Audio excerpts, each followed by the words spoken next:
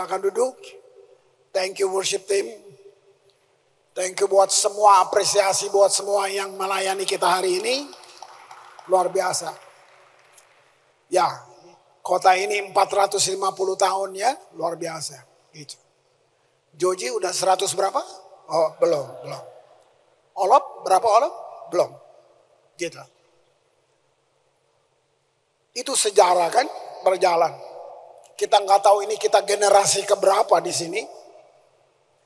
Tapi yuk, karena kita anak Tuhan, kita belajar firman, kita seperti duduk merenungkan apa yang mau kita buat dalam perjalanan sejarah bangsa ini. Gitu. Waktu Pastor Joji khotbah kasih judul Jalan Terus, langsung saya pegang judul itu. Artinya nggak ada hentinya. Nggak ada hentinya. Terus sampai kamu selesai. Berjalan terus. Jangan lagi menoleh ke belakang. Jangan ingat yang dulu-dulu lagi. Nah, ini sejarah bangsa kita, sejarah kota kita. Warisan leluhur yang mana? Kita punya banyak. Kalau kamu baca ya kita bisa lihat semuanya. Yang mana yang mau kita pegang? Yang mau kita bilang ini warisan buat saya. Karena penyembahan berhala juga ada kan. Ulkutisme juga ada. Warisan yang mana yang mau kita ambil? Nah, sebagai orang yang sudah dimerdekakan dalam Kristus. Kita bergaul dengan firman. Hari ini tangkap ini bahwa Tuhan ingin memperluas kapasitas kita. Itu berjalan itu dia. Dia mau bawa kamu memperluas. Bahkan kemana coba lihat. Apa yang ada di depan saudara. Yang nanti juga bersama dengan saudara. Namanya kemuliaannya. Karena kita satu-satunya makhluk yang dibilang segambar. Waktu Tuhan desain semua benda-benda langit ini. Saudara boleh hitung, sebut aja seberapa jauh kamu mempelajarinya. Dia mengucapkan kepada alam ini. Dia berkata kepada semua yang kamu kagumi, bahkan kamu gak bisa lihat dengan mata. Tuhan cuma ngomong, jadilah. Jadi. Tapi waktu Tuhan mau buat manusia, dia gak ngomong sama alam itu. Dia ngomong sama dirinya. Pikirin lagi. Semua yang hebat yang nggak bisa kamu jangkau. Ilmu pengetahuan saja masih terbatas. Itu Tuhan cuma bilang, jadi. Tapi waktu dia mau buat manusia, dia nggak ngomong sama udara, dia nggak ngomong sama, dia ngomong sama dirinya. Marilah kita jadikan mereka. Kamu beda dengan semua benda langit apapun. Kita ini ucapan Allah yang bikin kita jadi. Perkataan Allah yang bikin kita jadi. Hembusan nafasnya. Nah, kita hidup dalam sejarah bangsa. Ada banyak pilihan, bukan beberapa aja. Yang mana yang mau kita ambil jadi pegangan kita. Nah, kalau kamu sudah percaya, kamu sudah belajar banget mengalami Tuhan, saya pikir ini yang paling penting. Pilihan kita ada pada Dia. Seperti nyanyian kita tadi. Kamu bisa bilang, kamu cukup bagi saya Tuhan. Godaan yang lain datang dan pergi. Tapi cari semua yang menggoda, kamu pilih satu. Yesus itu. Nah, ada satu respon kita. Kita mau berjalan dalam rancangan, dalam kemuliaannya. Tapi ini respon kita. Disinilah kehendak bebas berfungsi. Setiap kamu memilih. Yang saya bilang respon tadi. Izinkan Allah membereskan semua yang di dalam kita. Yang orang lain gak tahu. Pasangan kita gak tahu. Orang tua kita gak tahu. Pendeta gak tahu. Cuman kamu yang tahu. Izinkan Allah membereskan, menguduskan semua pelanggaran di dalam hati kita. Izinkan itu. Nah, ini bukan penghukuman. Ini penyucian. Izinkan dia bereskan itu. Karena itu bisa menghalangi kita punya hubungan dengan Tuhan. Kita pikir hubungan, bukan, kita beragama. Kan saya udah Kristen dari lahir. Ini dia, itu penghalang banget. Kristus itu bukan dikatakan diucapkan, tapi perlu dialami, gitu. Perlu dialami secara pribadi. Dia bukan Tuhan keluarga, dia harus jadi Tuhan individu, pribadi banget buat kamu. Nah, pilih itu. Disitulah kamu akan berjalan atau kamu hidup. Saya pakai kata ini, kita di bawah payung. Payung itu yang melindungi kita, itu benda ya. Itu, dia cuma bisa melindungi dari hujan. Tapi kalau hujannya keras, kamu tetap basah. Tapi saya pinjem aja ilustrasi ini. Ada payung, namanya payung kemuliaan yang melindungi kita. Nah, harus ada satu respon. Izinkan Tuhan bereskan semua di dalam kita. Karena memang kita punya kehendak bebas. Nah, Roh Kudus tinggal dalam kita, tapi kita bisa memilih. Seberapa besar kamu rindu manifestasi Tuhan, bukan seminggu sekali. Setiap hari dengan kamu. Di tempat kamu ada, kamu kerja, kamu sedang bangun usaha, kamu di sekolah, di mana aja. Seberapa rindunya kamu akan hal itu. Seserius apa kamu ingin jalan dengan Allah.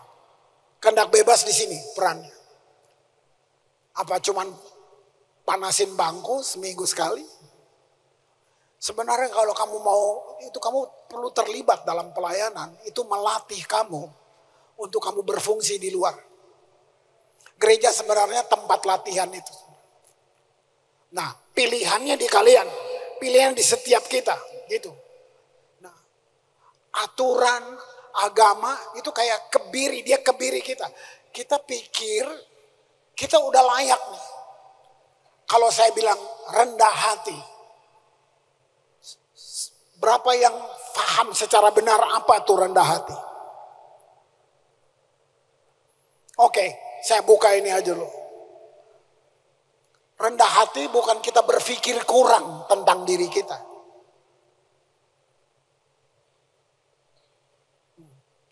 Oh, aku cacing tanah. Tuhan, makanya gue gak dengar lu cacing. Kadang-kadang kita pikir itu rendah hati. Kita berpikir kurang tentang diri kita. Kita pikir diri kita kurang lebih ya di bawah dikit. Kita pikir itu rendah hati. Mari kasih karunia merendahkan hati seseorang. Saudara boleh catat ini jadi diskusi. Tanpa merendahkan orangnya. Itu rendah hati. Tuhan dah rendahkan kamu. Kamu perkataan dia. Bayangin. Kamu maha karyanya. Jadi rendah hati itu hasil kasih karunia berkarya di dalam kamu. Kamu sadar diri. Kamu tahu bahwa bukan sadar Tuhan. Bukan merendahkan orangnya. Gitu. Begitu juga meninggikan seseorang tanpa membesar-besarkan orangnya. Jadi waktu kamu di posisi atas, kamu bukan, saya beda loh. Bukan. Karena kamu sudah tahu dari awalnya. Nah ini kan kita nonton, cacatnya banyak. Iya kan? Kalau kamu lihat satu lukisan yang bagus, langsung kita berpikir, siapa yang lukisnya? Yang kita pikir pelukisnya. Nah kita nih karyanya Tuhan. Kita nih lukisan tangan. Dia bilang dia menenun kita. Dalam kandungan ibu. Dunia akan bilang, kok hebat banget gitu. Nah, pelukisnya yang kita kagumi, padahal kita nggak kenal dia. Dari karyanya kita, wow hebat banget nih orang ini. Nah, mestinya itu. Jadi kerendahan hati itu bukan kamu merasa lebih sedikit, bukan itu, bukan. Tuhan merendahkan orangnya, enggak.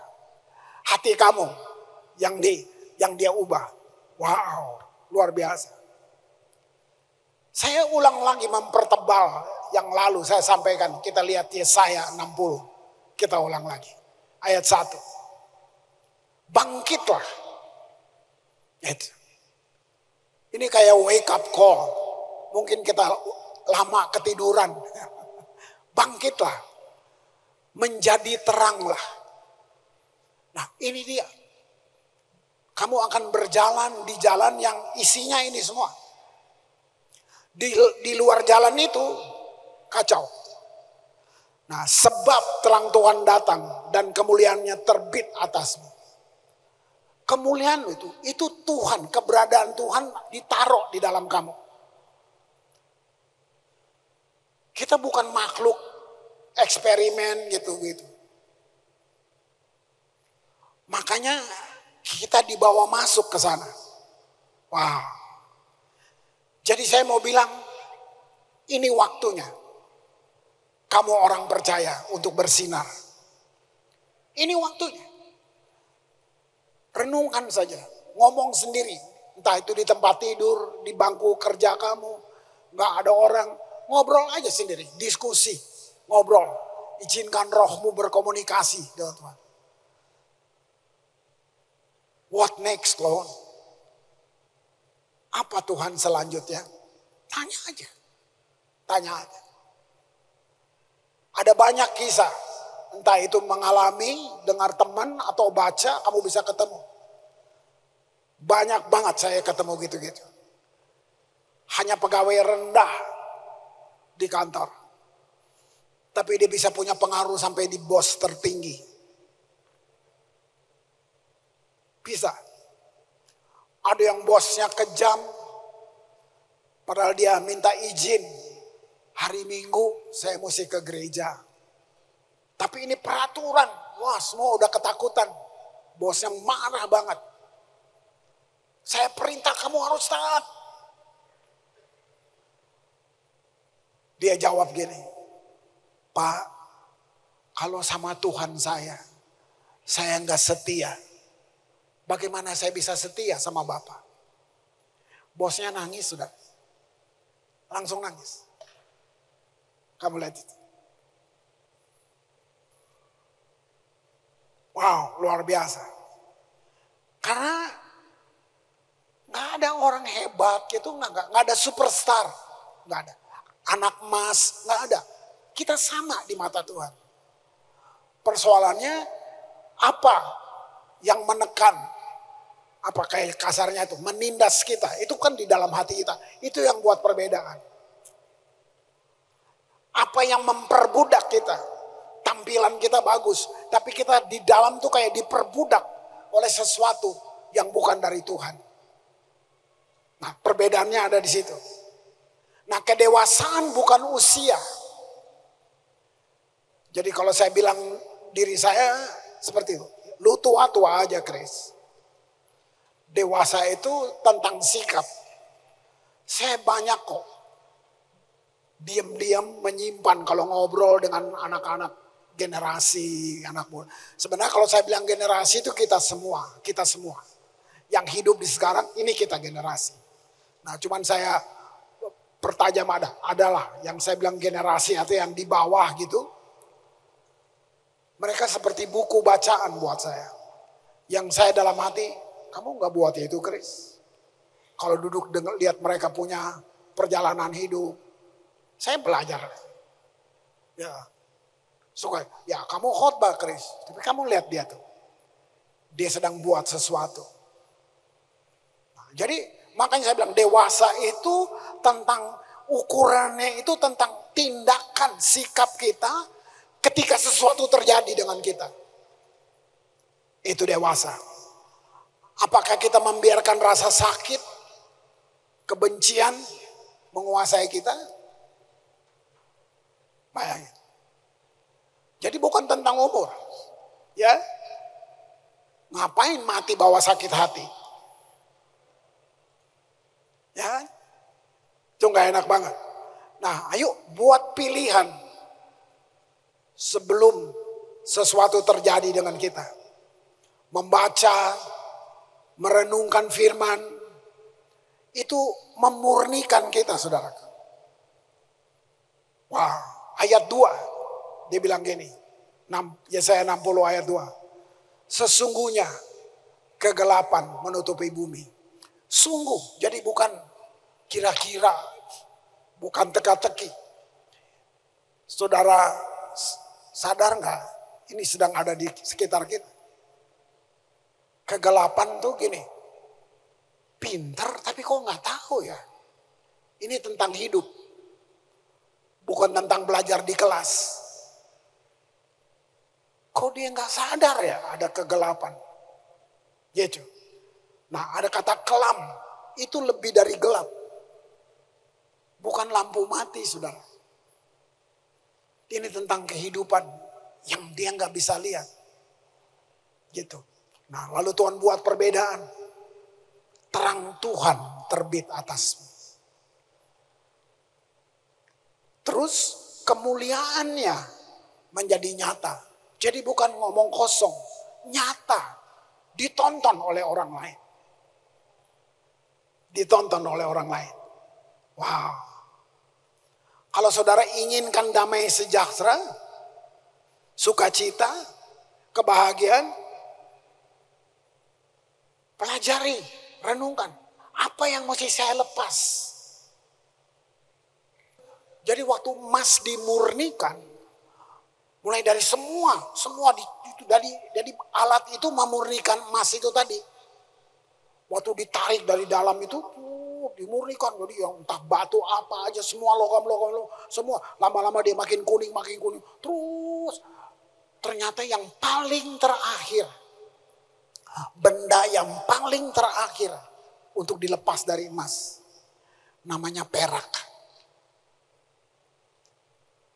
Itu saya, wow. Pertanyaannya gini, bukankah perak berharga? Berharga dong. Berharga.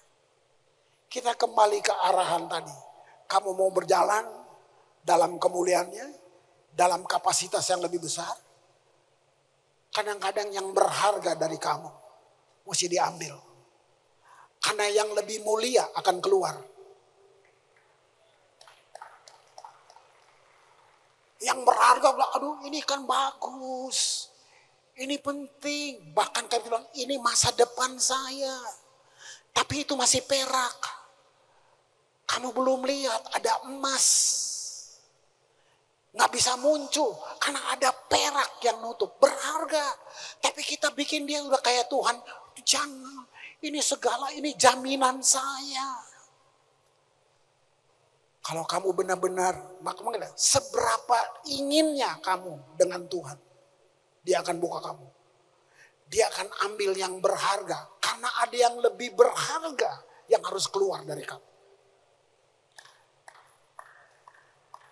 Itu loh. Bukan kan, sama di saya juga gitu. Aduh jangan, sayang banget. Oh gitu Tuhan. Pelajaran ini mahal banget. Gitu. Benda terakhir itu perak gitu. Nah waktu kamu lepas itu, ini dia. Kemuliaan itu bukan kalimat yang enak didengar saudara.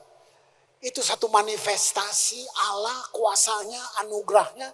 Nah saya pakai kata ini. Dengan itu kamu bisa menerobos. Dia keluar dari gereja. Kemuliaan ada di tempat kamu kerja, di mana kamu di luar sana.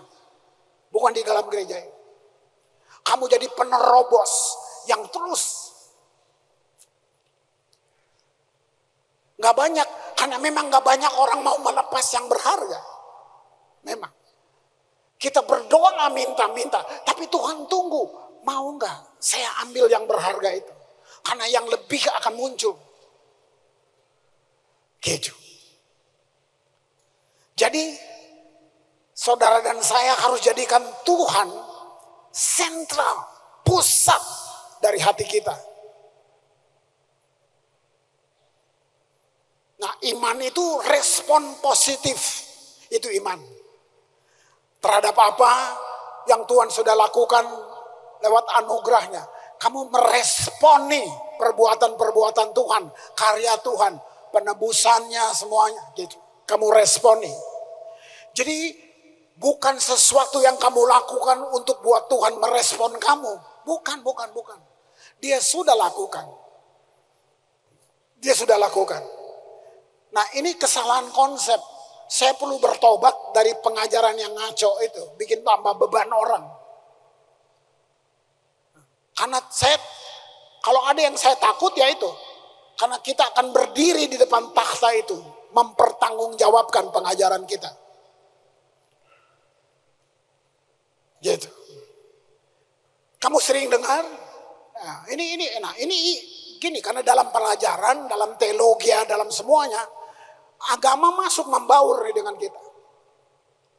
Mungkin kamu sering dengar ya, pengajaran-pengajaran gitu. Saya menggerakkan Tuhan. Gitu.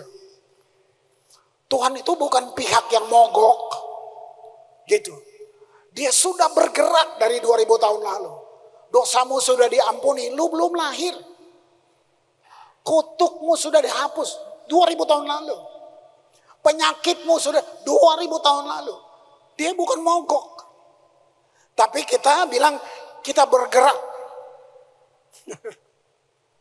Kita menggerakkan Tuhan.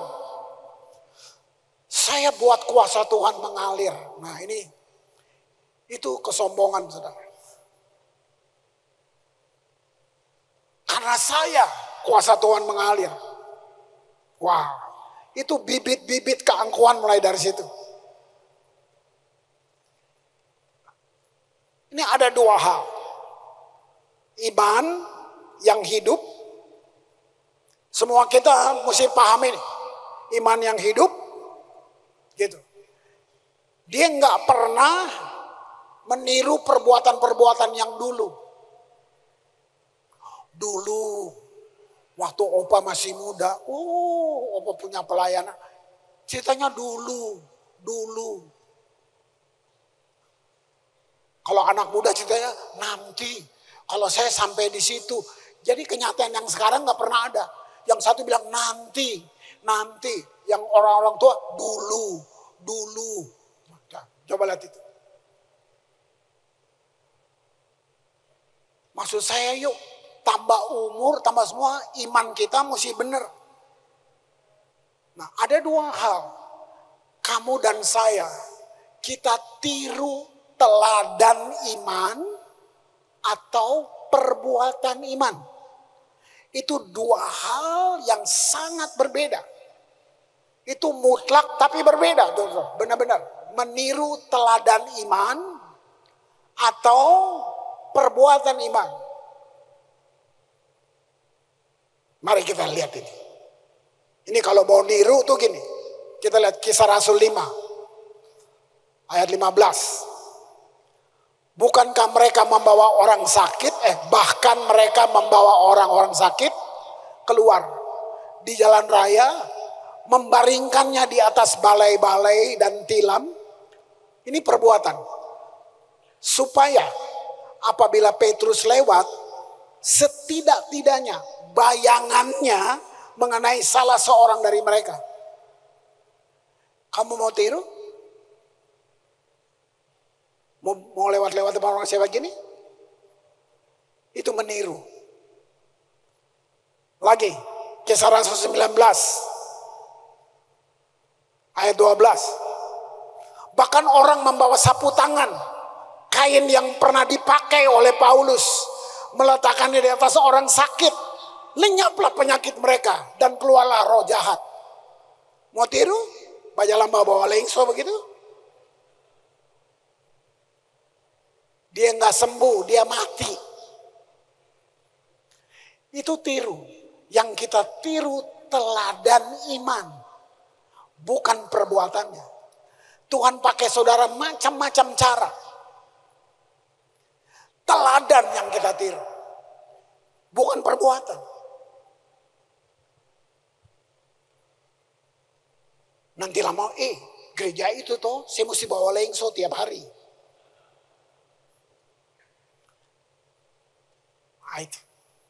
Hati-hati. Ya. Kalaupun kita niru, saya nggak percaya. Nggak akan jadi apa-apa. Karena itu cara Tuhan pakai Petrus, Tuhan pakai Paulus, Tuhan pakai saudara juga lain. Unik, setiap kita unik.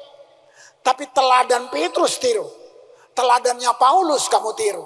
Teladan hamba-hamba Tuhan, teladan saudara ditiru orang lain. Itu benar. Gitu. Wah.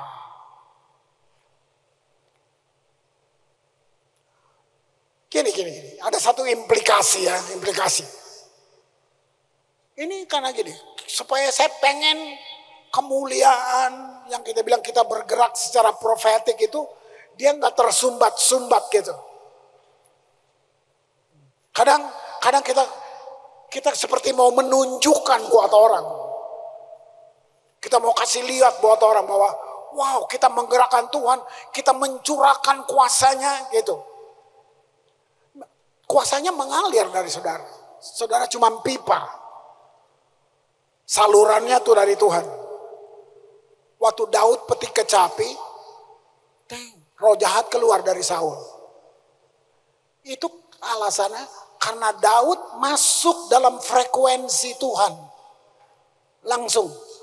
Nah kalau kita, itu kecapi beli di mana tuh? Siapa yang jualakan tuh? Mereknya apa tuh?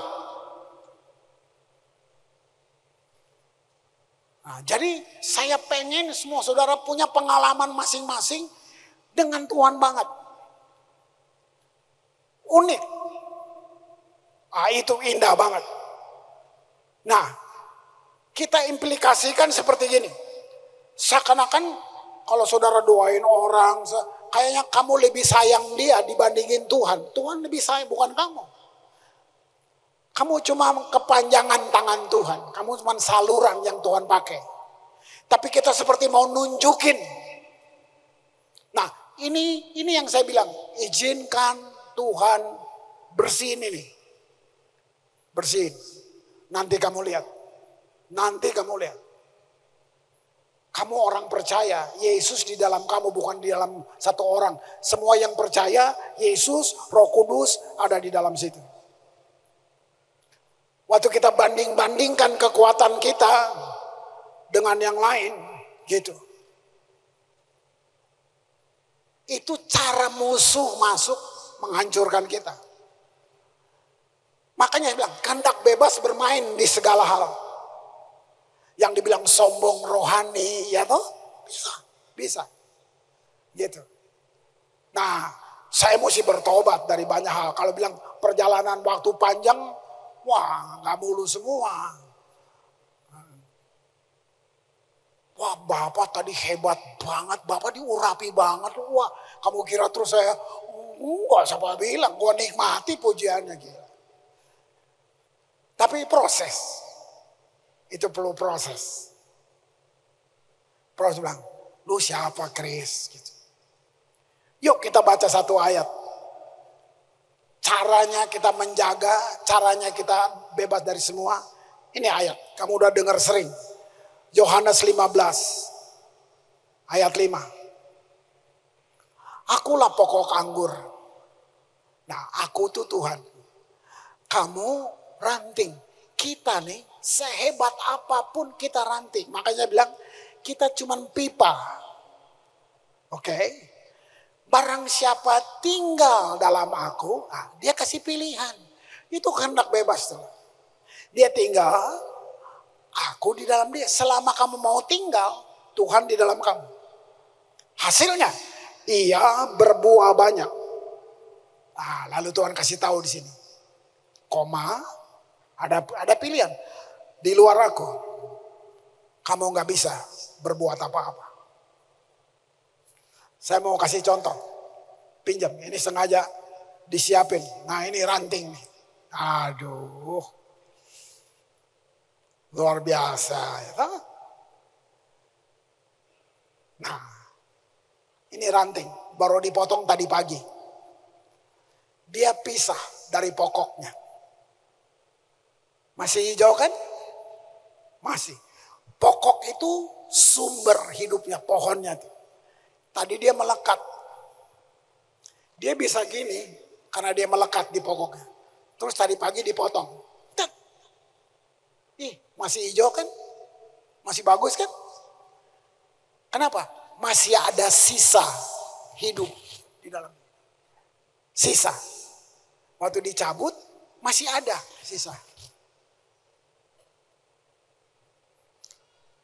Waktu kamu pisah dari Yesus, tet. Ih, masih bagus. Gak apa-apa tuh. Lebih jauh lagi ya, masih kaya. Tambah sukses, gak apa-apa. Ya, silakan.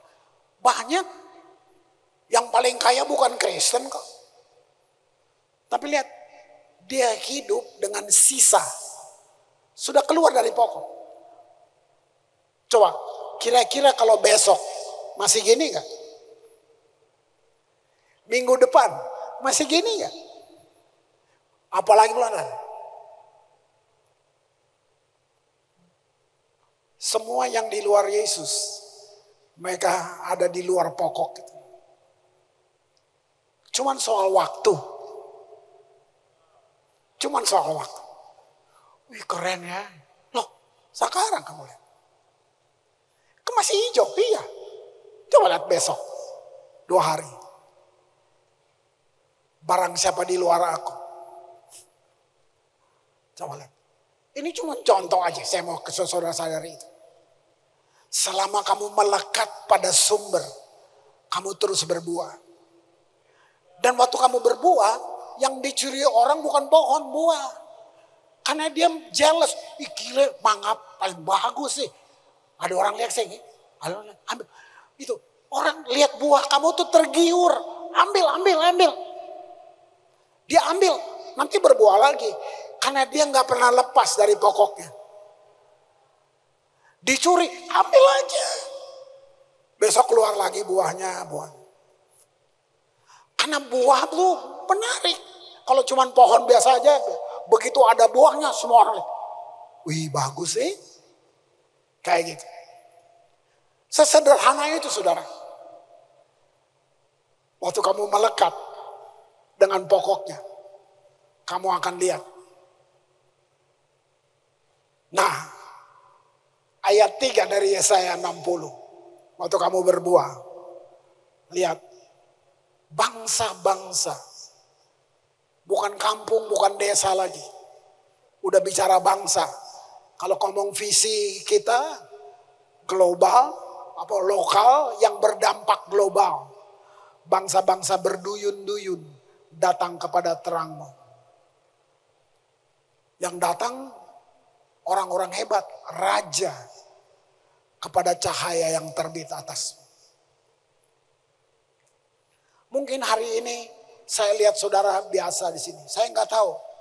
5 tahun lagi saya susah ketemu kamu. Kamu udah orang penting. Nggak bisa, mesti lewat sekretaris. Mesti, who knows? Siapa? Kamu biasa aja, temanmu lihat lu. Kita nggak tahu, 5-7 tahun di depan.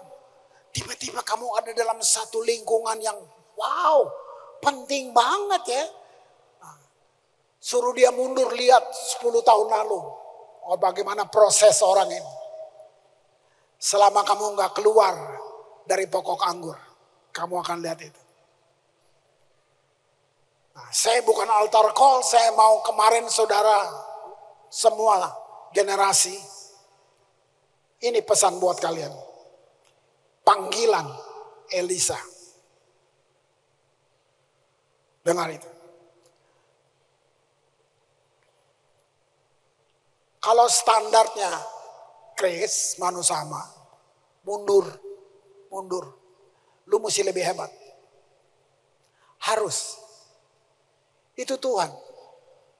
Cuma segini aja. Ya, apaan?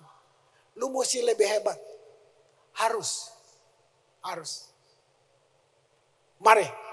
Sekarang saya buka beberapa hal yang membuat ini bisa terjadi buat saudara. 2 Raja-Raja 4 ayat 3. 2 Raja-Raja 4. Ini Elisa. Berkatalah Elisa, pergilah, mintalah bejana dari luar. Bejana itu kita. Dia bilang, kita bejana yang dibentuk. Ya. Daripada segala tetanggamu, bejana-bejana kosong. Tapi jangan terlalu sedikit. Nah, nanti kamu ngobrol lagi sama Roh Kudus. Tuhan, buka dong buat saya apa nih? Gitu. Itu keren. Ngobrol. Jangan cuma dengar apa yang saya bilang. Bertanya, apa dong? Nah, terus ayat 4. Kemudian, masuklah. Jadi cari dulu bejana. Tutuplah pintu. Sesudah engkau dan anak-anakmu masuk. Lalu, tuangkan minyak itu ke dalam segala bejana. Mana yang penuh, angkat. Jadi ini perempuan yang datang ke Elisa. Dia cerita tentang keadaan hidupnya. Nah, Elisa cuma bilang gini, ayo buat ini. Ya, sekarang pesan profetiknya buat kalian. Saya mau jelasin sini. Ya, Tuhan Allah menghendaki bahwa kamu ambil bejana yang kosong. Artinya gini, jangan puas dengan apa yang ada sekarang. Temukan tempat yang kosong dalam hidupmu untuk Roh Kudus masuk dan berkarya.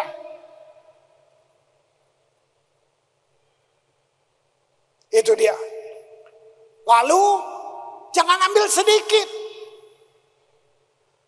Sedikit tuh kena, udah cukup, udah dengar hari Minggu, udah. Ya dikasih udah. Nah itu, gitu. Banyak artinya gini, semakin dalam, semakin dalam, semakin dalam. Nah, jangan puas dengan yang kamu tahu sekarang.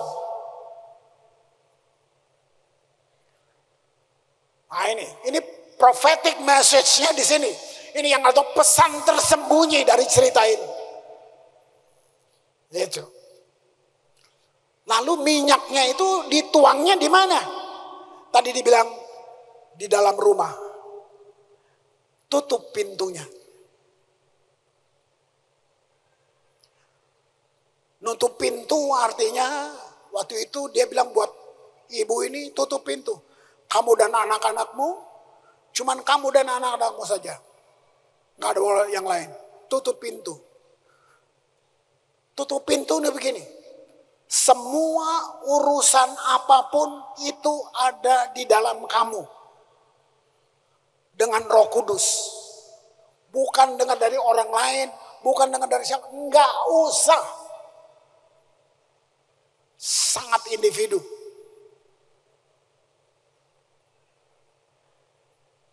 Itu tutup pintu. Wow. Kesukaran. Semua yang ada yang kamu alamin. Nggak usah ngeluh ke orang. Tutup pintu. Ngobrol sama dia. Waktu kamu ada dalam kesulitan. Nggak usah bersungut. Tutup pintu. Masuk dalam rumahmu.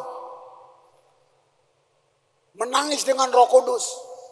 Kalau kamu menangis buat orang. Syo kasihan. Itu yang dia bilang buat. Tapi kalau kamu dengan Tuhan. Mata kamu nggak lihat. Tapi kamu bisa rasa ada tangan yang indah yang peluk kamu. Gak usah cerita-cerita ke orang. Kamu dan Roh Kudus. Seperti Roh Kudus panggil untuk kita sama-sama memutuskan. Apakah kita mau menjadi kaya atau terus miskin itu urusan lain. Asal kita dan Roh Kudus menyelesaikannya.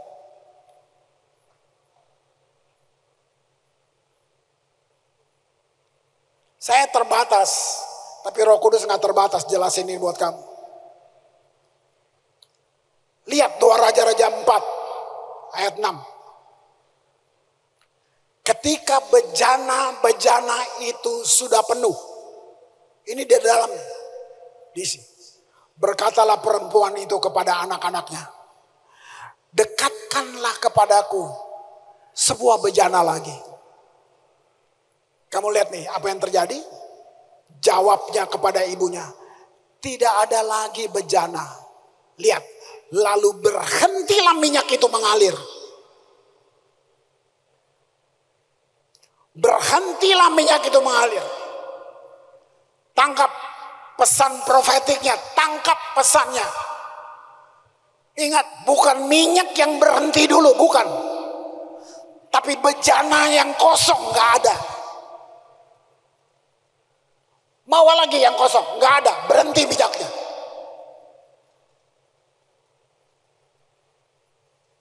Itu, apa bejana yang kosong? Kamu sudah gak haus lagi, gak lapar lagi, gak semuanya. Kamu rasa udah penuh, berhenti. Udah cukup, saya udah pelayanan, saya udah semua, berhenti. Sekian tahun itu terus yang puas diri.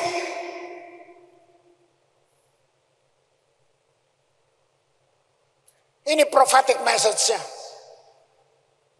Enggak, belum. Tuhan mau buat lebih. Kamu yang puas, cukup. Lebih Tuhan mau buat. Kita batasi.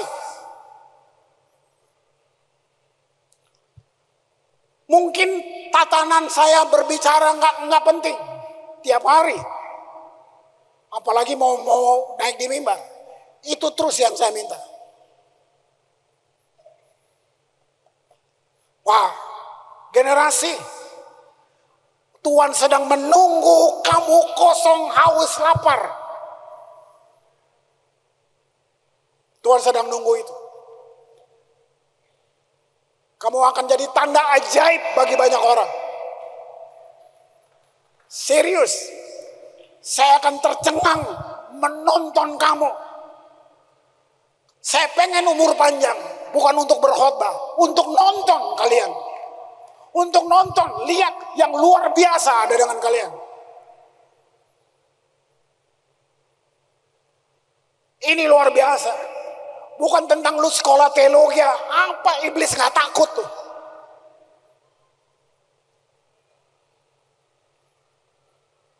Ini yang saya maksud. Tangkap ini. Minyaknya berhenti dulu. Gitu. Wow. Pelayanan kenabian sejati adalah ini. Wah. Saya ingat diri saya. Apa? Tuhan mencari emas di tengah debu kehidupan orang-orang. Kamu lihat orang, kamu menghina dia. Kamu semuanya. Saya tahu apa itu gak berharga.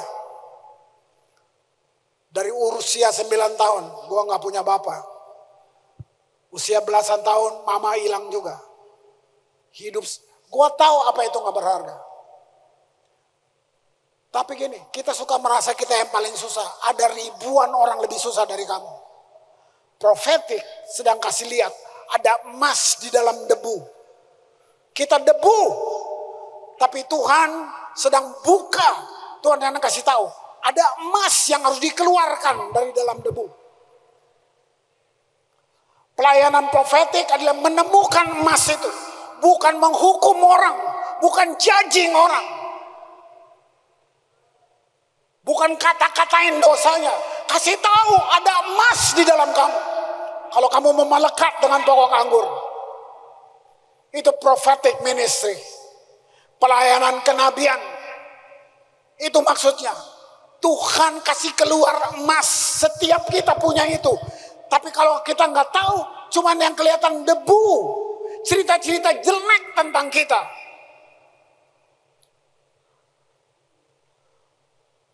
Saudara tahu cerita Petrus? Siapa nama Petrus sebenarnya? sebelum Petrus. Namanya Simon. Apa arti Simon? Bulu yang patah. Itu Simon. Debu. Yesus datang. Engkau Petrus. Wow. Dirubah dari bulu yang patah. Jadi Petrus. Apa? Rock. Batu karang. Di atas batu karang ini. Aku membangun jemaatku. Dari bulu yang patah. Itu. Di tengah debu. Kita cuma debu. Tapi Tuhan mau kasih tahu. Tuhan masih kasih keluar emas. Yang ada dalam setiap saudara. Ini yang saya maksud. Wah. Tuhan tidak akan kasih kuasanya buat orang yang sombong. Tuhan sembunyikan firman-Nya. Dan itu diberikan hanya buat orang yang lapar, rendah hati. Dan mau dengar suaranya. Kalau kamu benar ngerti Tuhan. Waktu kamu diinjak, direndahkan. Kamu diem. Karena ada satu tangan yang lebih hebat. Dia bisa dalam seketika angkat kamu. Bisa. Gak usah cari-cari begitu. Apalagi dalam pelayanan.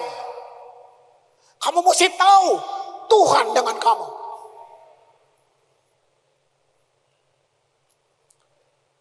Ayat terakhir. 1 Korintus 14. Wah. Kamu bisa dengar suara firman Tuhan. Dalam keadaan tertekan yang tersembunyi. Karena kamu tidak andalkan siapapun. Pembela kamu gak ada.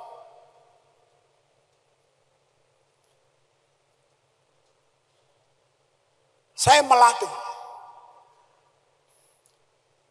Bisa aja kesannya nggak bagus. Tapi kalau saya digerakkan Tuhan, nggak usah minta. Saya pasti datang doain kamu. Tapi kalau kamu minta, lama-lama kamu bikin saya jadi Tuhan. Nah, itu.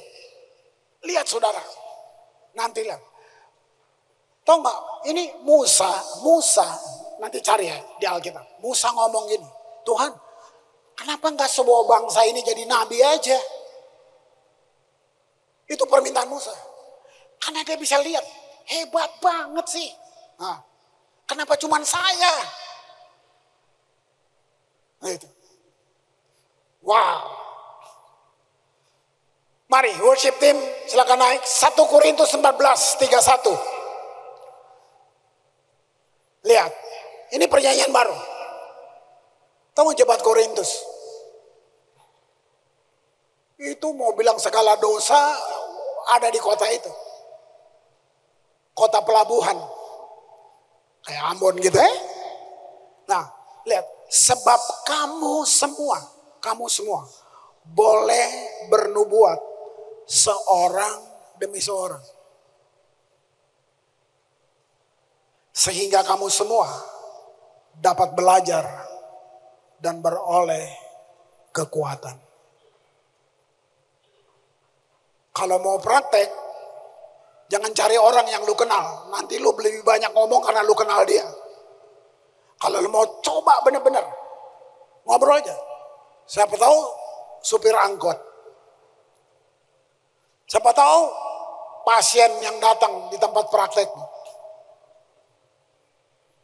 Jangan orang yang kamu kenal. Kalau mau coba aja, mau buktiin ini.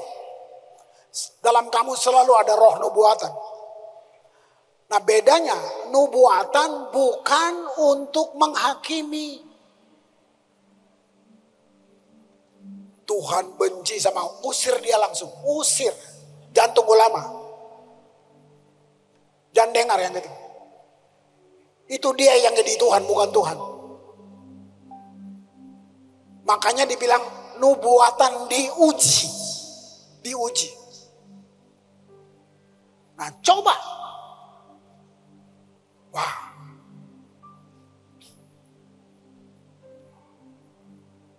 Orang datang. Kamu ajak ngopi. Coba. Kalau kita dari tadi ya, kita melekat di pokok anggur. Itu mengalir. Tiba-tiba, kamu kenapa? Enak banget. Bukan kayak dukun-dukun, jangan sosok gitu, jangan. Biasanya. Makanya kalau kamu mau coba, jangan sama orang yang kamu kenal. Misalnya berdoa aja. Wow. Ada 3 hal sebelum kita dengar lagu ini. Ini 3 komponen untuk kita.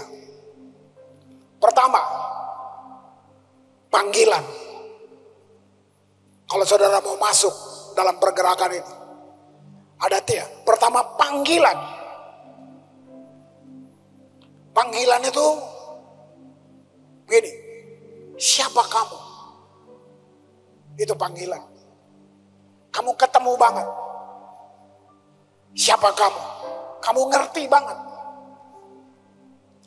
Apa rock? Representative of Christ Kingdom. Itu kamu. Kamu perwakilan Tuhan. Kamu duta besarnya kerajaan Allah. Yang kedua, anointed, pengurapan. Gitu. Pengurapan itu beri kamu tujuan.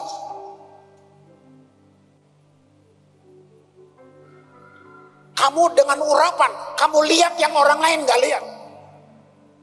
Kamu bergerak di mana orang belum bisa ke situ. Tapi tadi, cari yang kosong di dalam kamu. Bilang, isi Tuhan. Apa anggur? Roh Kudus. Kamu ngapain kamu cari orang-orang sakti? Kamu punya yang lebih dari itu. Ada Roh Kudus di dalam kamu. Itu pengurapan.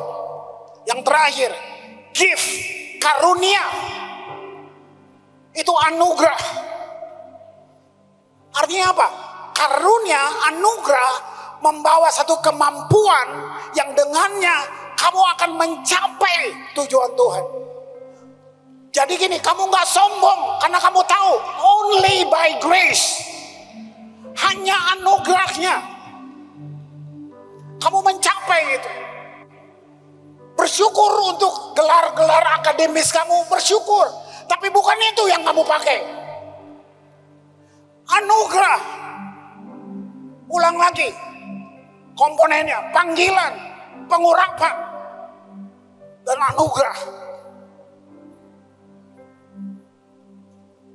Ingat, gelap menutupi bumi. Kamu bisa usir itu. Kalau PLN bisa, tapi ini gelapnya lain. Kamu lihat liar, masyarakat semuanya. Saya nggak mau jadi provokator di mimbar ini, tapi kamu bisa lihat bagaimana media membuat kamu ketakutan, khawatir, bagaimana orang buat kamu tertekan, semua keadaan itu. Kamu bisa. Apa yang bikin kamu bisa berdiri jadi terang di situ? 3 komponen tadi. Kamu mau andalkan tabunganmu di bank? Kamu andalin apa? Siapa tahu ini hari terakhir lu lihat matahari. Coba lihat yang tuanya. Jalan terus. Masih panjang, masih banyak yang kamu bisa dapat sana.